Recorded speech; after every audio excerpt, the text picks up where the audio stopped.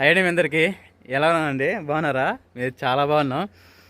ఈరోజు మన ఇల్లు ఏదో కొత్తగా కొంచెం మార్పు వచ్చినట్టుంది, గమనిస్తున్నారా?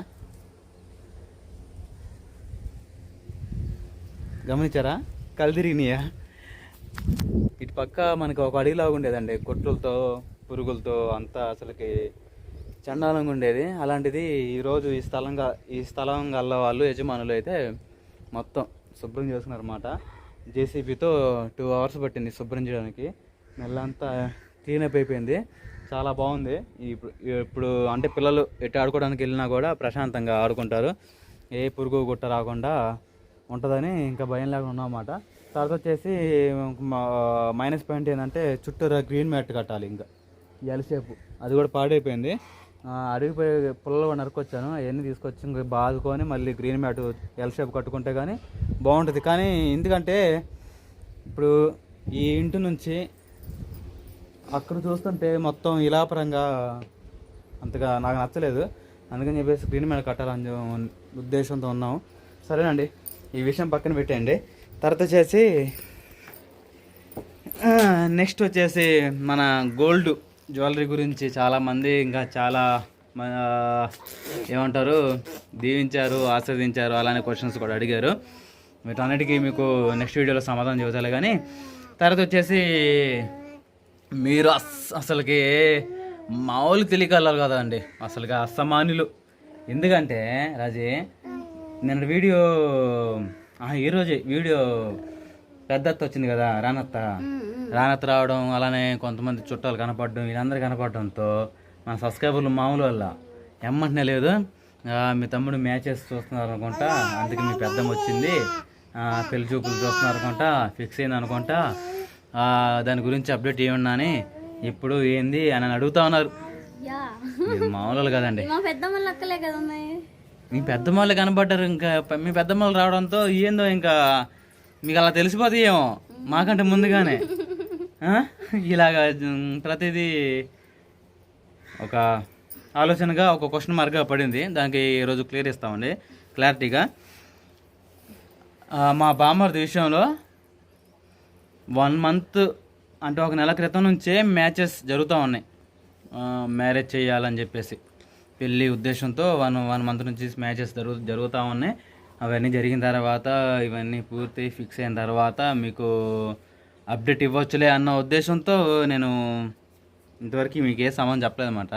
పెళ్ళి అంటేనే నలుగురితో కూడింది, పెద్ద పొరుగురికి మన ఊరికి అంటే 2 ఊర్ల మధ్య జరిగేదే వివాహం కాబట్టి పెద్ద మ్యాటర్ కాబట్టి ఆ విషయాన్ని చులకనగా పోస్ట్ చేయకూడదు, అల్లర్చల్లరగా చేయకూడదు అన్న ఉద్దేశంతో నేను అసలుకి మ్యారేజ్ గురించి మా బామర్ది పెళ్ళి ప్రతిదీ ఇంకా పెళ్లి చూపులు కాంచి ఇప్పటి వరకు దగ్గరగా 30 కూడా జరిగిపోయినాయండి.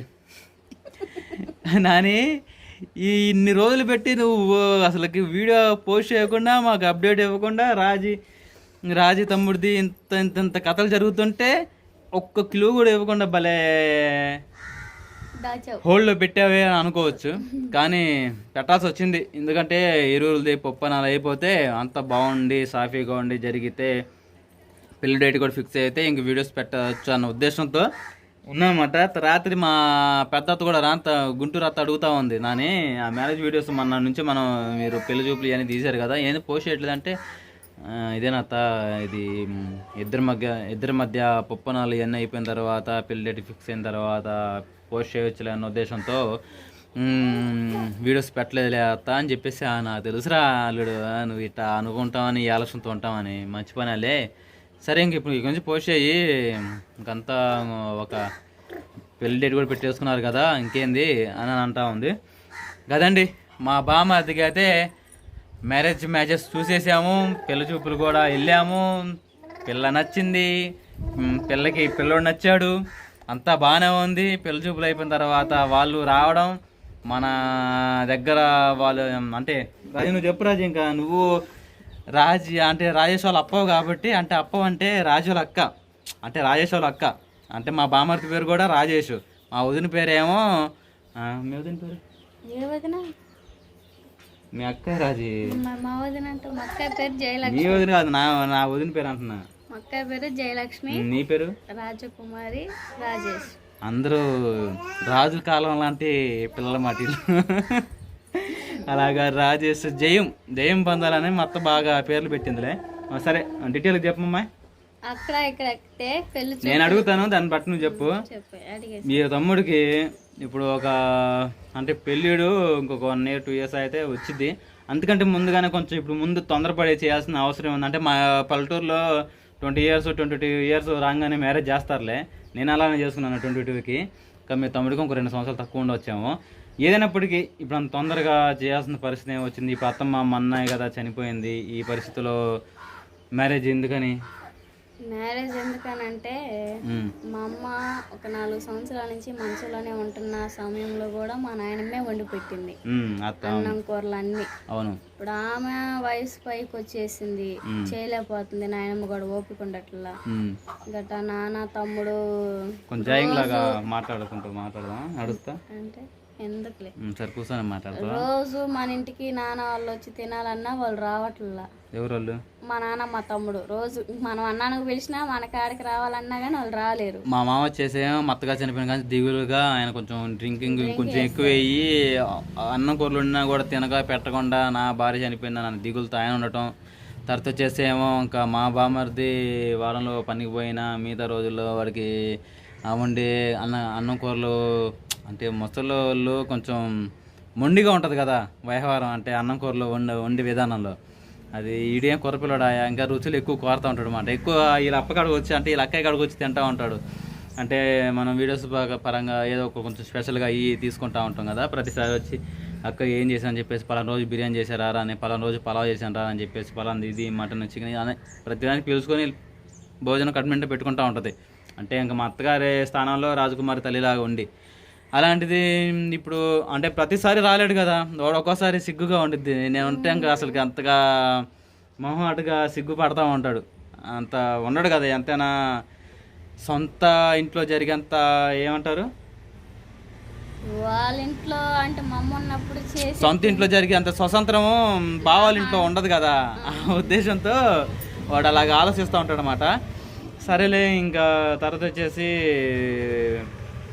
మా అమ్మ ఇంకేమన్నాడు, ఇంక ఇలా కాదులే నా జీవితం అంటే ఇలా మా అత్త చనిపోయి నా మైండ్ సెట్ బాగాలేక నేను ఇలా ఉండిపోతున్నాడు. వాడంటే వాడు ఒక దిగులుగా ఉండిపోతున్నాడు. అలానే ఇంటోడైతే ఇంకంతా బాగుండిద్ది. మమ్మ ఉన్నప్పుడే 2 ఆడపిల్లల్ని చేతుల్లో పెట్టేసింది. మా తమ్ముడు కూడా ఒక ఇంటోడైతే అదొక బాగుండిద్ది. మాకు ఒక దిగులు అనేది ఉండకుండా ఉండిద్ది. అమ్మ చనిపోయిన కాడి నుంచి వాడు ఏదేదో ఆలోచించటం, టయానికి తినకపోగటం, ఇంకట్లా దిగులుగా తగ్గిపోయాడు. ఈ మధ్య కొంచెం వాళ్ళు హుషారుగా ఉన్నారు కానీ అందుకని చెప్పేసి ఇంక ఇన్ని కూడా ఒక ఇంటోని చేస్తే అమ్మ స్థానంలో అక్కయ్య నేనని చెప్పేసి రాజు బాధ్యత తీరిద్ది అని చెప్పేసి మా వదిన కూడా ఇద్దరు అక్క చెల్లెలు అనుకోవడం. అంటారు కదా పెళ్ళైన తర్వాత కాయ పండు అయితే చనిపోయిన అమ్మగారే పుడతారని చెప్పి మళ్ళీ మా అమ్మగారు వస్తారని చెప్పేసి ఒక చిన్న ఆశ అనమాట. గట్టయితే పెళ్లి అంటే ఇప్పుడు మా అత్తగారు ఇలా అనేది చెప్పేసి ఇప్పుడు ఇంటికి దీపం అంటారు కదా. ఇప్పుడు అలాంటి దీపమే ఇప్పుడు అంత పెద్దలు ఉన్నా కూడా మంచి అప్పుడు చేసేవాళ్ళు ఎవరు లేరు. మగవాడు ఇటు తిరిగి వచ్చినా కూడా చివరికి మెలకొండ ఒక ముద్ద తిని పనుకునేవాడే కానీ ఇంట్లో ప్రతిదీ శుభ్రం చేసేవాడైనా ప్రతిదీ అంటే ఇల్లు ఒక అంధకారంలాగా ఉంటుంది ఇంట్లో ఆడపిల్ల లేకపోతే. ఆ ఉద్దేశాన ఇంటికి మళ్ళీ దీపంగా రావాలంటే రాజేష్ ద్వారా వాళ్ళ భార్య ద్వారా మళ్ళీ ఇంటికి ఒక కళ వచ్చింది అన్న ఉద్దేశంతో అయితే ఇంకా మా బామ్మర్దికి అయితే మ్యాచెస్ చూసామండి 1 month బ్యాక్. అంతా బాగానే ఉంది. తర్వాత వచ్చేసి ముఖ్యంగా భోజనాలకు సంబంధించి కూడా చెప్పే కదా ఇంక ఇలా జరుగుతూ ఉందన్నమాట.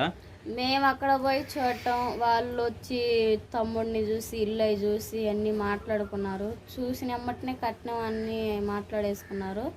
తర్వాత పలానా రోజు పప్పన్నాలు పిలుస్తామని చెప్పేసి మేము వెళ్ళి అక్కడ పప్పన్నాలు తిని వచ్చిన తర్వాత మళ్ళీ వారానికి మళ్ళీ నిన్నే మన ఇంటి దగ్గర కూడా పప్పన్నాలు జరిగినాయి.